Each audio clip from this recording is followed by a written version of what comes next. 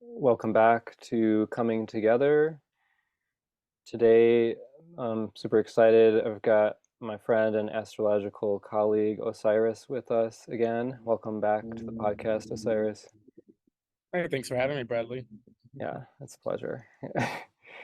uh, thought about it. I was like, maybe this is a bad day because we've got Mars square Saturn right now, but we're doing this anyway.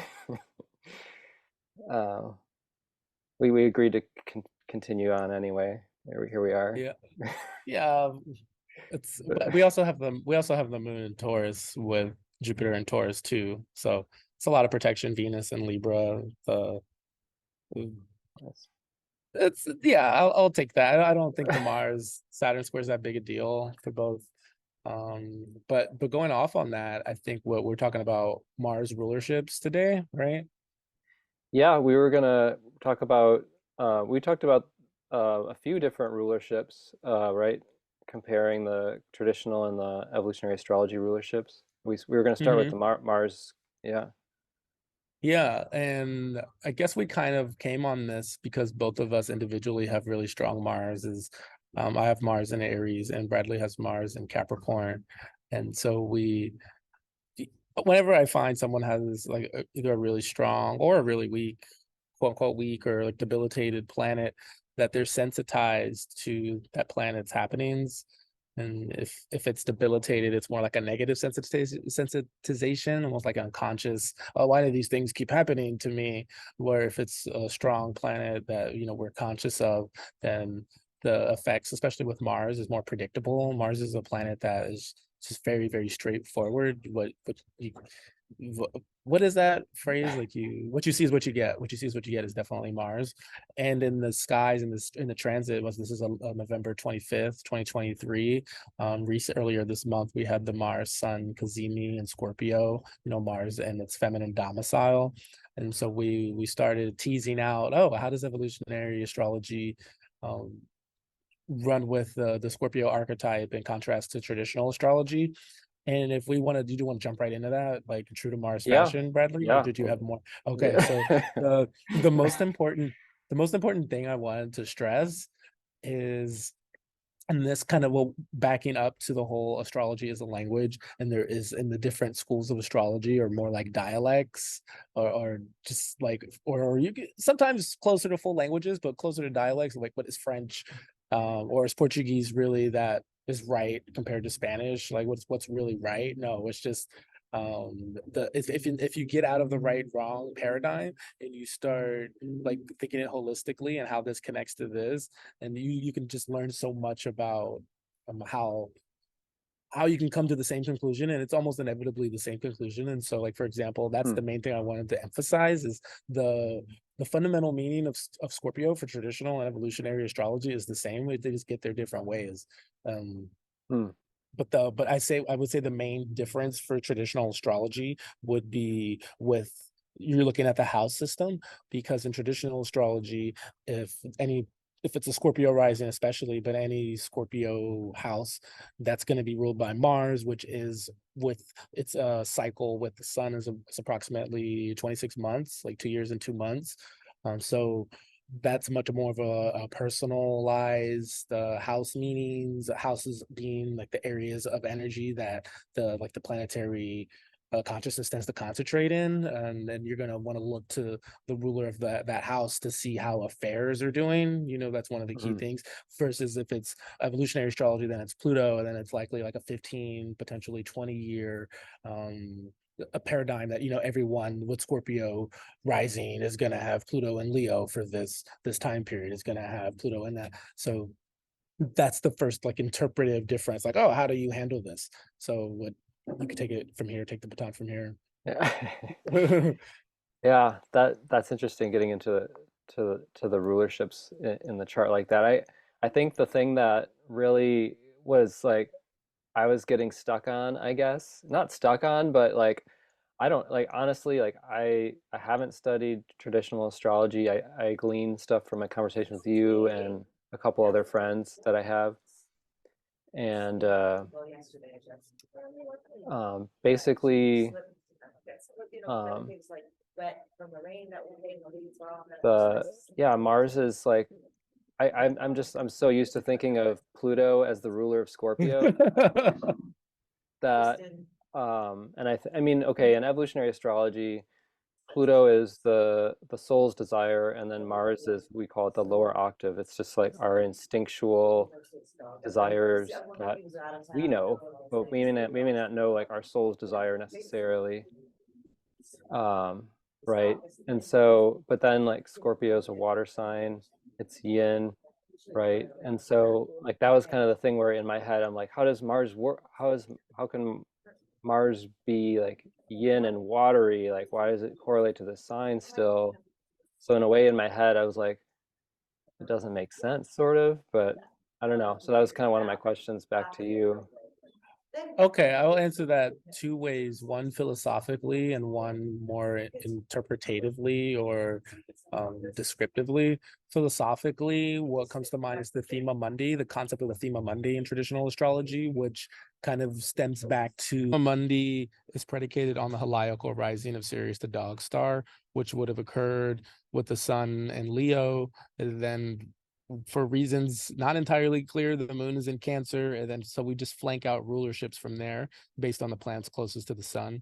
So Mercury's closest. We get Mercury takes Virgo and Gemini, then Venus takes Libra and Taurus, then Mars takes Scorpio and Aries, and then what Saturn, oh no, Jupiter takes Pisces and Sagittarius and so on. So I always look at all the planets, like from the traditional perspective, as they have the planets are the real active force and the signs are the expressions.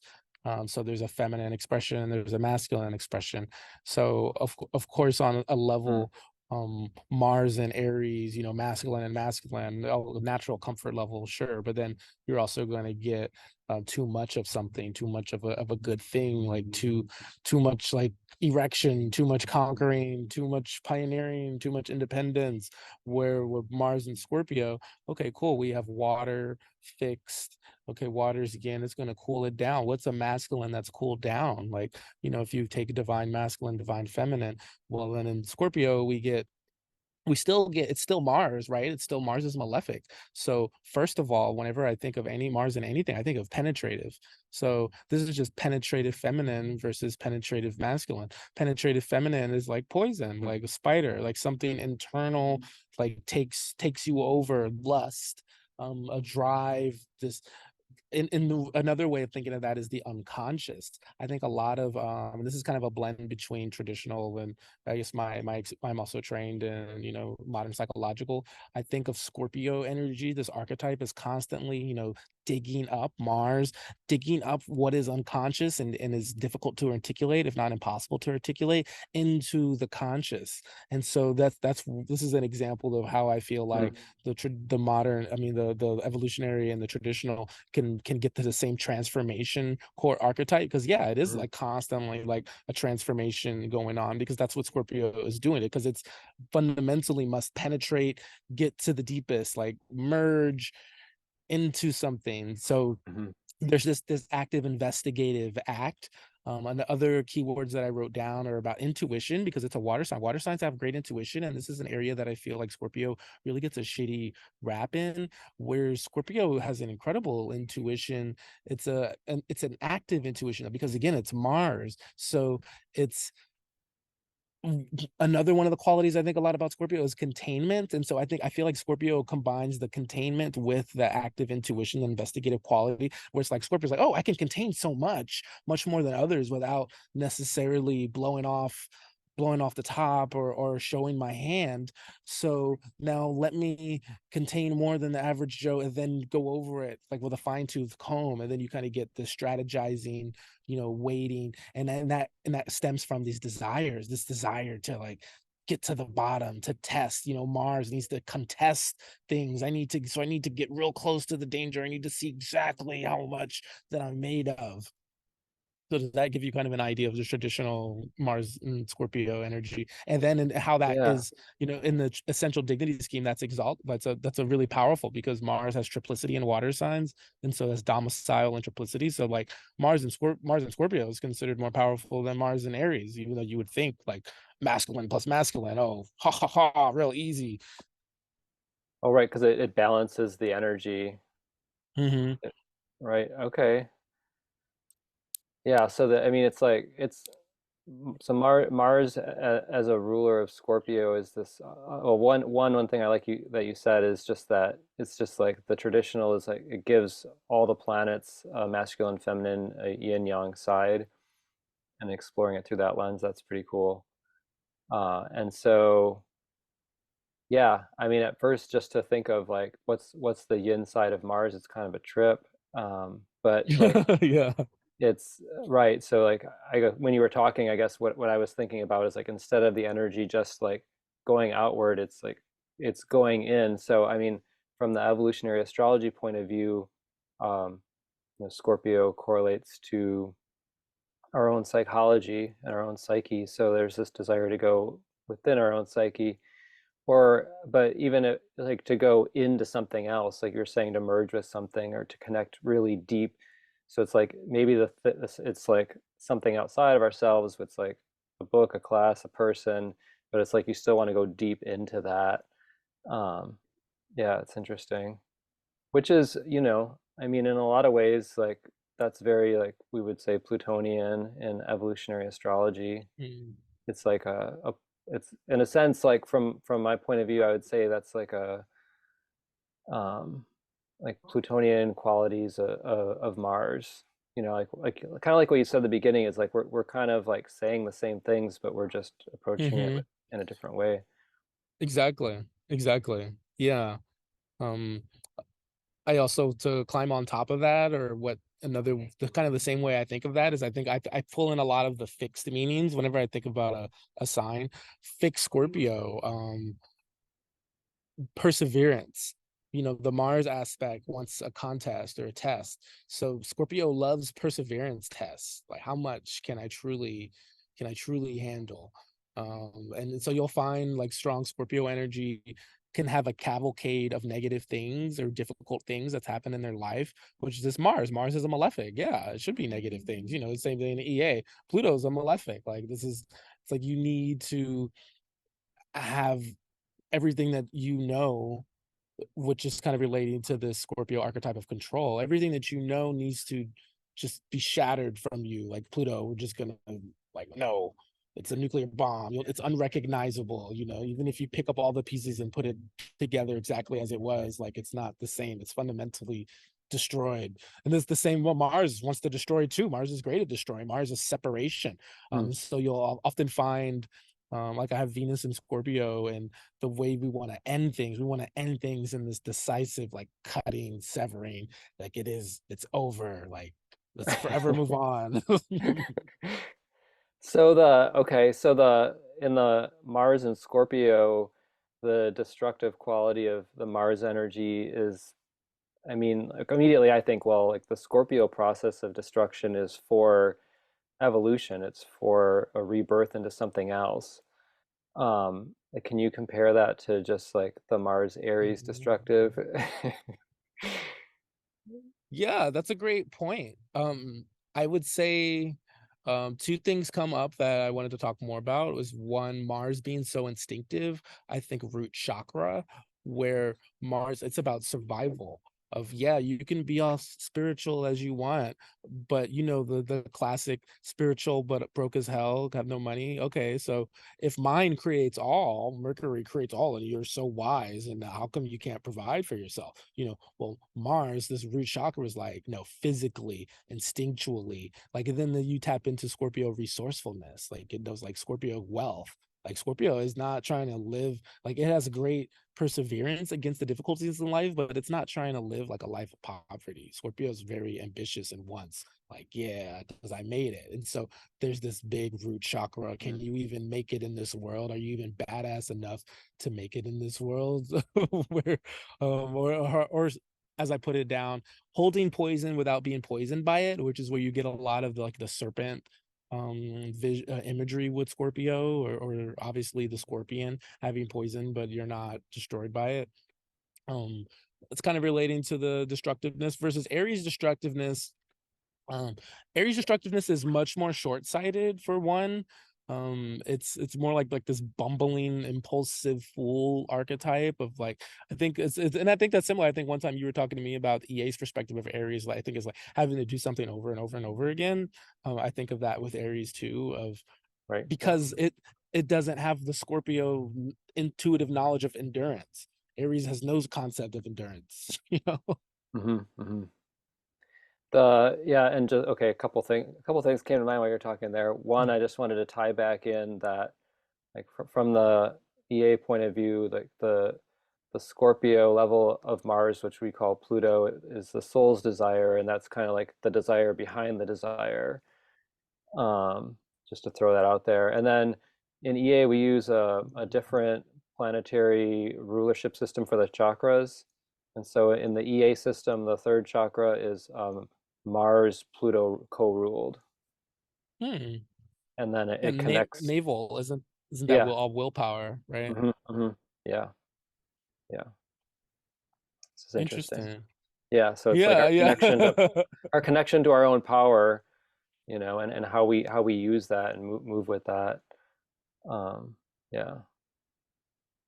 Yeah, absolutely. Absolutely. And kind of that makes me tie into this Mars Saturn square, hard aspect that we have going on in the skies at the time of, Mars. Saturn is something that we can't break through just straightforward. It requires some level of submission for Mars. Submission to, and at the same time, this submission is like a recognition that there are things beyond the personal will, like period. That how do you it's like two sides of the same coin. There, if there's no light without dark, how can there even be a personal will without a collective will? So where does the personal will fit into the collective will? Or you're not necessarily losing yourself if you're using that personal will for a collective purpose. And then we get into what I feel like the highest resonance of Mars is ultimately a sacrifice. Like you're fighting for something. You're going from just instinctive, defensive, like, oh, you fuck with me, I'm gonna fuck with you even more, to, oh, we've thought about, what are like qualities essential to survival that we want to maintain, and we give up our honor because everything has a role, and it's the role of the soldier, and so you take that with pride, but without losing your head over just it's just a role. And then that's where Mars kind of really excels. Hmm. Another thought, I'd like to hear your thoughts on this too, is okay, so from the evolutionary astrology point of view, Pluto represents this dual desire nature, right? So like desire to like remerge with the source of life itself, and then the desire to go out and kind of discover who we are. But like ultimately that process leads back anyway. So it's this kind of paradox of life, so to speak. And then at the Mars level is kind of like this, from the EA lens, is like this part of us that just is going out and instinctually acting out the desire that the soul has of why it incarnated, which like we call separating desire, but it's basically like the separating desire is ultimately becomes the desire to return to source, because like once it's all acted out, so it's it's kind of like, I just frame it in that way to not make it so like the psychology of perceiving one as good or bad or something, they're all just part of this process. But like the idea with the dual desire nature with Scorpio through the Pluto lens in EA is that there's this conflict of desire within us at all times, and then specifically like Scorpio correlates with choice making, and Pluto does through that lens. So like I guess the question would be like, do you see the Scorpio side of the Mars and the Yin side of Mars more into choice making than the Aries side of the Mars? And I don't know. And what other thoughts Mm. do you have on that? Oh, that's a great question. That's a great question. I feel like Scorpio is more with the consequences of one's actions in a permanent fashion of facing the damage permanently that you've done of that desirous nature versus Aries is much more experimental. One of the words I always love to remind myself with Aries, it's innovation. Is always attracted to something brand new. It wants to be the first. That's like one of the best ways to motivate Aries Mm, energy. Is like, oh, nobody's ever done this before, or in reverse, oh, you can't do this. You'll never be able to do this. This is the same kind of an energy, and so Aries is much more. It has to be true to its archetype and continually let go. It has to leave. It has to leave. Like I just left you. I was faster than you. And it may be if it's meant to be, then we'll just habitually catch up because the whole tortoise and the hare kind of a thing. But it can't count on that. If it does, then it kills its own creativity, it kills its own independence, and it never pioneers in any fashion. While Scorpio is more like hospice, like you're permanently sitting with death and decay and how did we get here and like grief. Like no, Aries and all fire signs, like I'm running away from grief. That's what you said, like how do we you're such a downer, like okay, moving on. Yeah. right. So on the yin side of Mars, it's going to go into these really deep places that the other side of Mars is just like no. Yeah, because Scorpio, like yin stays still and attracts what it needs. Like women, they get hit on. They're beautiful and they just get hit on. Men have to do the hitting on. So that yin is how do I explore where I am like a tree and its roots. We don't see the tree's roots, how far they might go down the whole block if it's a really huge tree. Like, and you just literally don't see that. And that's yin, like that's beneath the surface, but that's actually the fundamental element. So that's where you get this habitual scorpionic depth of getting obsessed with things like, oh, I just have to, oh, I just can't let it go, I just can't let it go, unless you just have to force yourself to let it go, but and put it on the shelf for a bit and then go right back to it. um and also what I like to, as you were talking about, the difference between the Pluto, I'd say that one of the ways, like the interpretive ways that traditional astrology addresses like the transformative or the desirous nature and how that's evolving would be through retrogradations and the kazimis and that an enhanced importance on just the phases with Mars. Like that's one of the reasons I've highlighted like January. I think it's somewhere like mid-January where Mars makes its heliacal rising, its morning star Mars in Capricorn, like making for a fortunate aspect to its ruler Saturn, in Pisces. So it's like, wow, this Mars, it's making a trine with Jupiter. It has support from the greater benefic, from the greater malefic. Like this Mars gets to really fucking do what it wants, and that's because like right now, with the Sun Mars Cazimi, we're doing a lot of penetrative thought about what is the nature of our desire, like where does this even come from? Like there's something that like Yogananda or Vivekananda, something like that, we're saying was like so much of the spiritual path is about determining what desires you're here that you can let go and what desires you absolutely must manifest in this incarnation before you Hmm, can let them go. that's really interesting. Yeah. Right. And I mean, on that note, it's like um, whether we're talking about Mars or Pluto, like they're they're both desires that we have, and it kind of like from either tradition, it's just like that question still is totally relevant, which is kind of a bottom line with so Yeah, and I think that's where the choice for Mars comes with the separation. Like Scorpio, it seems numb, but no, Scorpio, the pain, it's like a well. The pain just like sits at the core of Scorpio. And it's Scorpio, if you think of like a scorpion, the archetype, like, or Mars is always armored. The scorpion's just ready. Like that's what, so Scorpio keeps that pain close because that's the best way to stay ready. Like, no, I'm not gonna let that just sneak up on me. Like and it's like paradoxical because having that close relationship with that pain is what allows it to contain more pain and not be overwhelmed by it. And so I think that's where you often get into these like psychotherapy these caretaker roles, because you realize like, oh, this is a gift. Like no one, because again, like if Mars is a malefic, nobody is singing about the gift of containing pain and grief. Like that's not what anyone wants to hear. But so Mars, as a malefic, these planets when they work well, they're going to give you gifts for difficult things, Yeah, not yeah. not for beautiful things.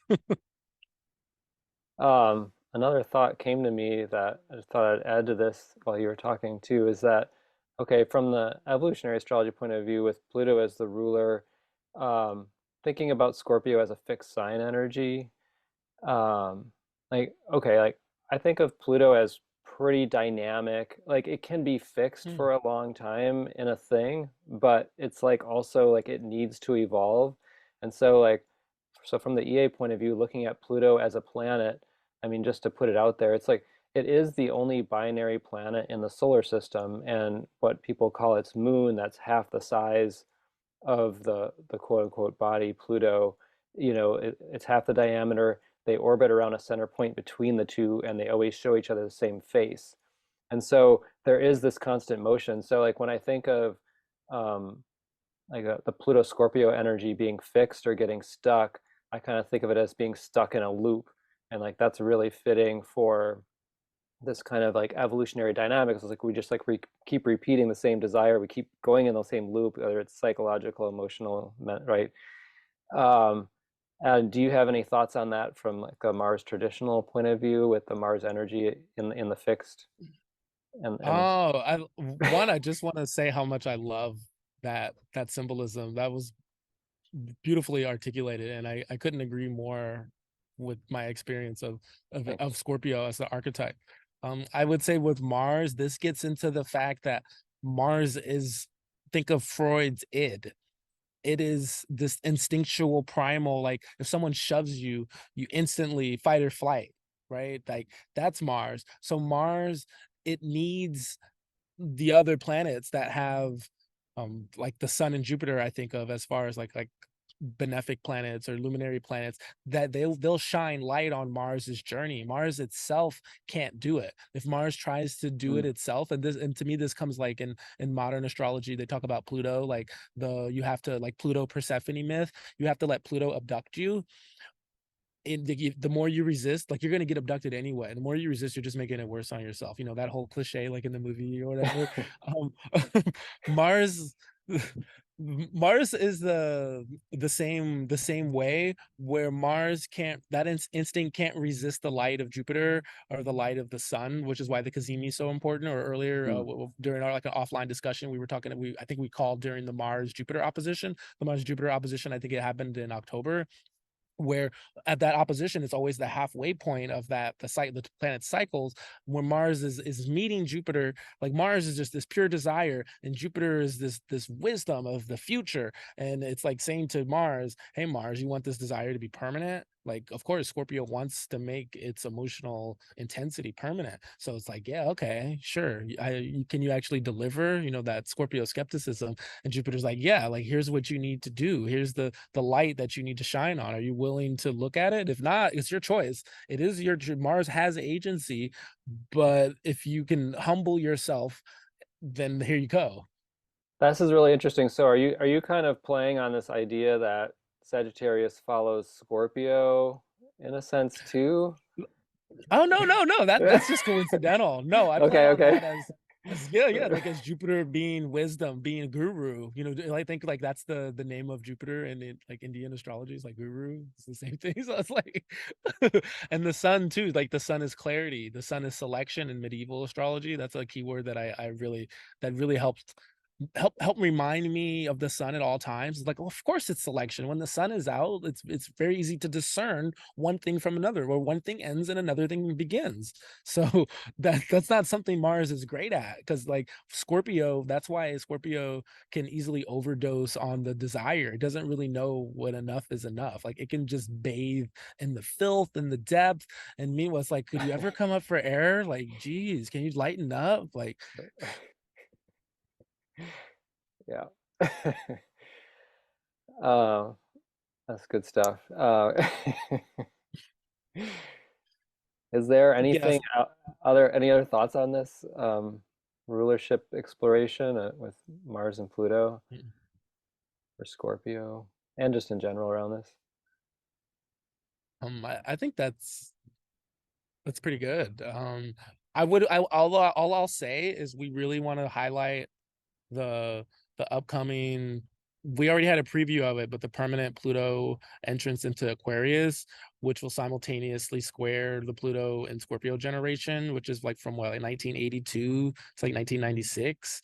Um, pretty that all that generation is really coming into power, and so some of the Hmm. trends, like when I was looking at this last year that I was kind of writing down, was technology meeting sex, and then the obvious preview of that would be OnlyFans. Like we Hmm. would expect like a further exploitation of sexuality, maybe as of just because in order to survive, Scorpio survival, like Aquarius technology being clever to stay ahead of the game. So having like this numbness, this narcotic like effect, that's seen as rebellious to the incumbent, to the what's already there. But to them, it's like, no, we've already calculated this. This is what we need to survive. XYZ. Like we know the cost. We're paying the cost, the trauma cost. Like don't come lecture us. Like this, like armored defensiveness, fixed energy that's ready for the long haul. It's not just like, so really seeing that come into power and clash, like I'm really interested for that, as well as all the obvious like technology, like the recent news with Sam Altman and OpenAI, and like the rumors that OpenAI, one of the reasons like maybe OpenAI did this is that OpenAI discovered or is on the verge of discovering or manifesting, however the proper terminology would be, AGI, like basically like AI becoming sentient and being able to learn from itself faster Hmm. than human inputs even matter. Hmm. Hmm. Yeah. Okay. Yeah. That's a whole conversation for sure. We might have to Yeah, have a talk on and just get into all that some one of these days. Yeah. yeah. We'll bookmark this. Yeah. I mean, on the bringing up the Pluto square Pluto for the generation. I just to throw it out there that like, freaking.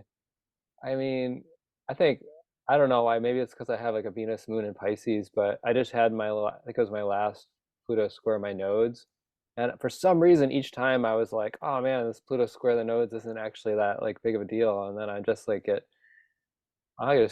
my ass kicked. I mean, like taken to the mat, It's just like I'm like, okay, yeah, like there was me like thinking this Pluto square the nodes wasn't a big deal, and like I mean, I did live through my Pluto square, and that was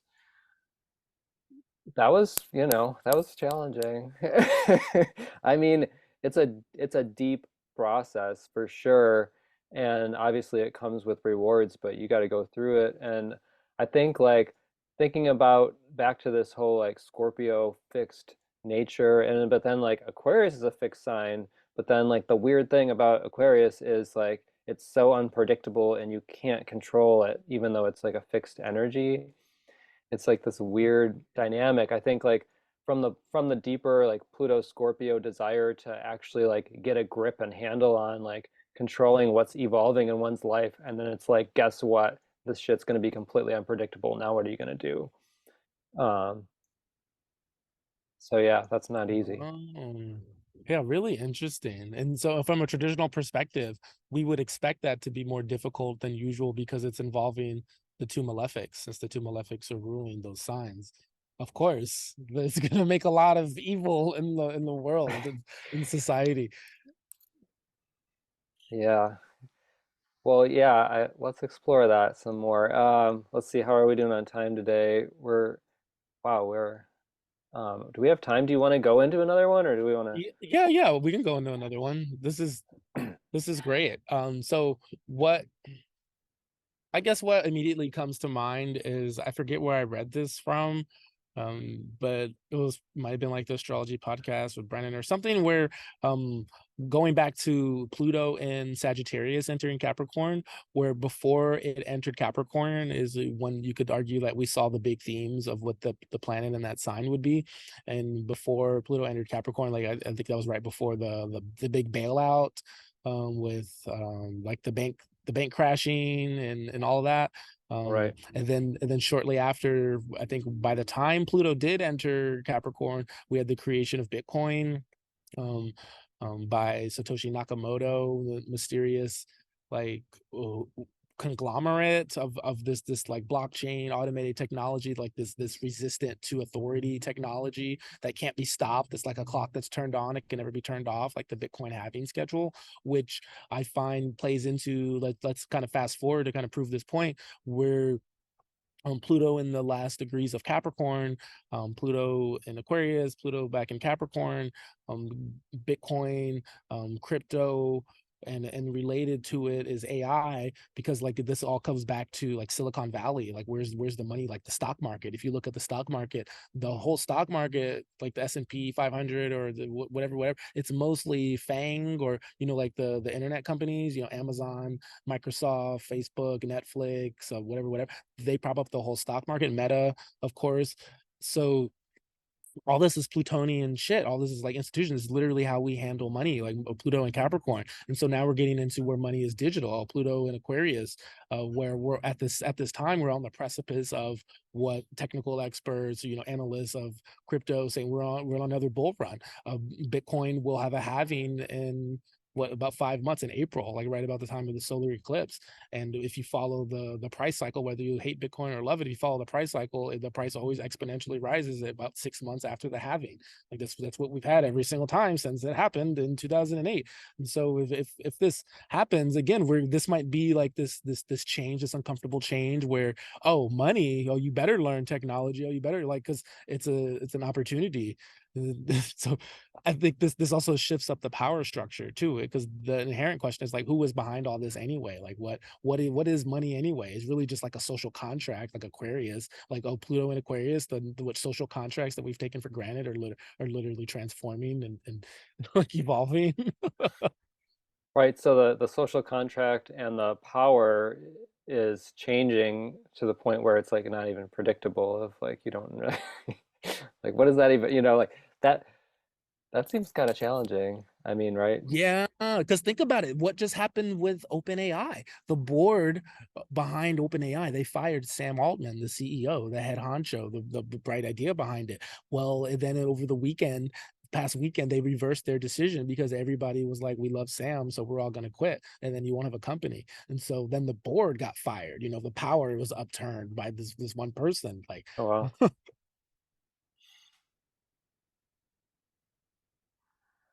Well, wow, I know this is a little scary because Pluto always implies permanency to me. You can't go back from Pluto. Like yeah. Hades' word is final. You don't go back from death. Yeah, it's interesting because I mean, okay, the pandemic began, and we already had the great conjunction of Jupiter Saturn in Aquarius with and like all this change in our reality and world is kind of heralding the coming Pluto Aquarius. And like as we progressed in time, I mean, I've had people, maybe like I mean, I guess people from all generations, but I definitely encountered like some people in the older generations kind of like this nostalgia for how things used to be, and this dreaming of, like the way things were and this wanting to go back. But then like at the same time, like kind of also realizing it's like one, like not only are we not going to go back, but two, this is like nothing. Like this is just transitory. Like, are you even ready for what's coming? Like, how could we be? I don't know. Um, Obviously, like there's a lot of forces for change. I mean, outside of um, money in a form of power like, alone. I mean, like all the changes because of how many people are on the planet, because of what's going on with the climate. Like there's just disease. Like there's just so many factors that have these massive shifts. So like we're kind of like at this point of total like we don't really know what the next thing is going to be, and then everything shifts and changes. And I mean, it's like every month there's some pocket in the planet where that's happening to people's lives. It's just like, so it's just like like are you in a stable pocket or an unstable pocket, and like how long is that going to last? It's Yeah. I mean, Pluto it was like Scorpio and Aquarius square, it never ever like really felt like comfortable. Like there's always kind of this tension between them two. So it's like Pluto and Aquarius, I don't know, like I guess I wouldn't say it feels comfortable. Yeah. Yeah, Not that it's bad. It's not Aquarius. bad. I mean, Yeah, one of the capacities for Aquarius I like to focus on when I'm having difficulty feeling like I'm working with it constructively is to focus on its potential for great organizational power of concentration. In a word, it's incredible focus is available with Aquarius. So, and so it's like it's a reluctant focus, sure, but it just works. And there's something I feel like Aquarius energy is called for when you need to organize. You really need to make sense of like a lot of data. Think of like a big data center. Aquarius is the most efficient data center in the world, right? Um, the hive mind, yeah, the board, uh-huh. right? Yeah, yeah. Yeah. So I mean, obviously, like when you were talking about the Mm, market and the start of Capricorn, also like I don't have the year offhand, but it's like this whole thing of like corporations are people, and kind of the progression of the dominance of um, control over the resources and market with corporations, how it just kind of just like, okay, it just keeps going, it just keeps going. And I mean, nothing can really just like keep going in one direction forever, and like we know that. And so I mean, obviously, like that's a lot of the buzz with Pluto and Aquarius. Like when you were talking, of course, like that was like grassroots. It's like there's this other like uncontrollable element with Pluto and Aquarius that is could be like very like grassroots, and the undermine the pyramid or power structure that as it is right now. Like I think in terms of like thinking about how things can be like a little like, this seems a little scary in some ways. I mean, that's one of the things I think that I guess I go back to, like, well, Aquarius correlates to hope, and I think like some of the hope is like obviously like revolution and actual social change, where we've been progressively going. It was like healthcare, that's a joke. Like what, like how can we take care of people? Like how can it be like Aquarius for the people, power for the people, Pluto Aquarius? mm. So, but it's also like this is like weaving in with this whole evolving technological change in power resource. So yeah, I'm just going off on a few thoughts on it, but Yeah, and for that, China is gonna be a big country to watch because I'm looking at their chart right now. Just for people who like sources of things. My source for this is William Stick Evers and one of his lectures in September 2019. So it's October 1, 1949, 3:15 p.m. Beijing, China has an Aquarius ascendant at 5:56 and an mm, Aquarius moon at mm. 3:10.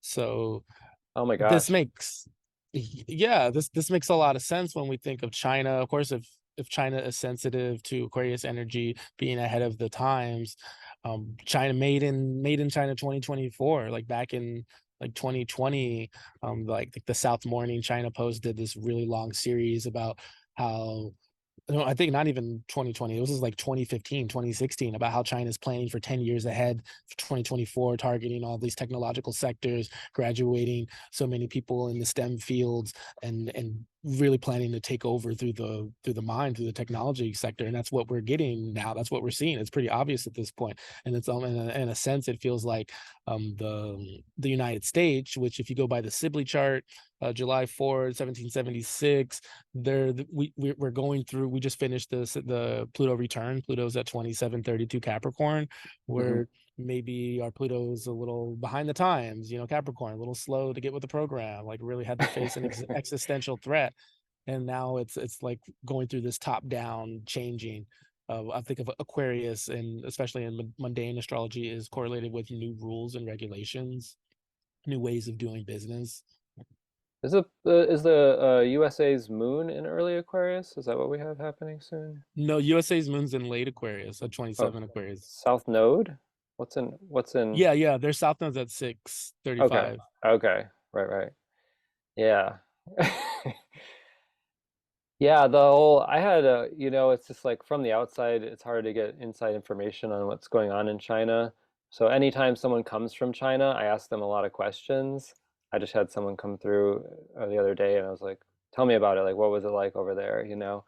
And even at the last NORWAC, I was asking somebody because of just how it's just like hard to imagine that the people are not wanting some revolution, especially the extremity that the government took, with using COVID to further progressively use technology and control people. Like it just got so extreme.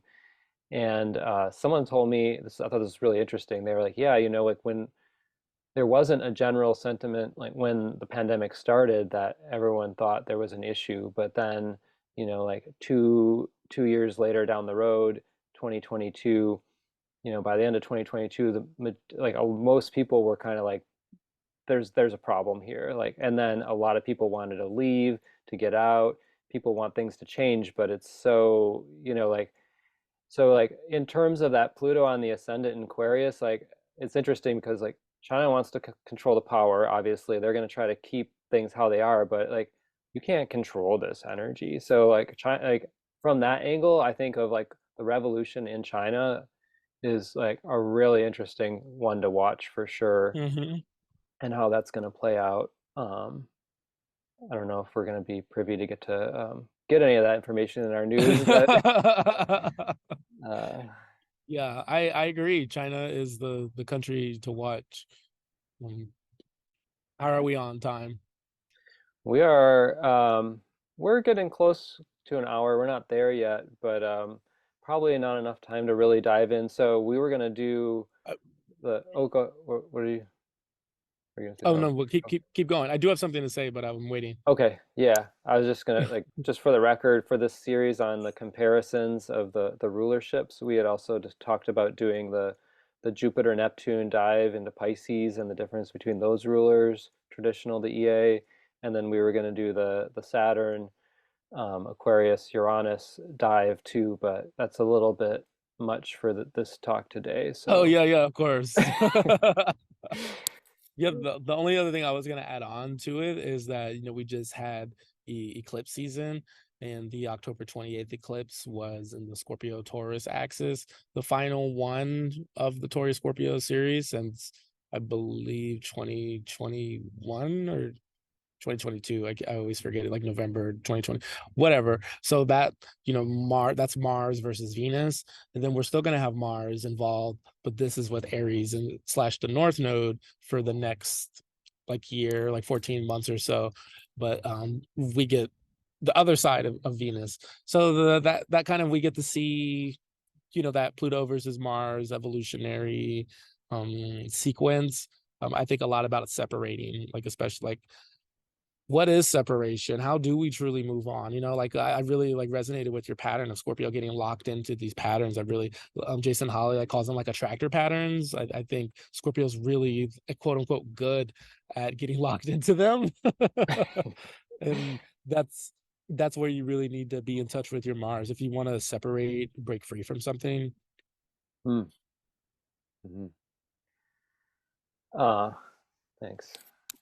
Yeah, I wanted to throw out there before we wrap up entirely that Osiris posts like every day basically, and I love your writing. Like Oh, you're thank you're you. you're a great writer right here. Really brilliant, good insights. Also, you do a little like 90-second, 60-second video every day.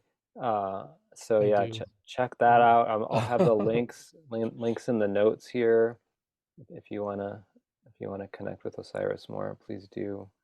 I don't know if you want to Yeah, add at anything to that. nope, just at Astrology Osiris. That's it. Thank you, Bradley. Very, very kind. I'm looking forward to the next in the series. It's always a pleasure talking with you. Yeah, likewise. Me too, definitely. Okay. Thank you so much for coming on again. All No right. problem. Till next time. Be well. Till next time. We slayed it.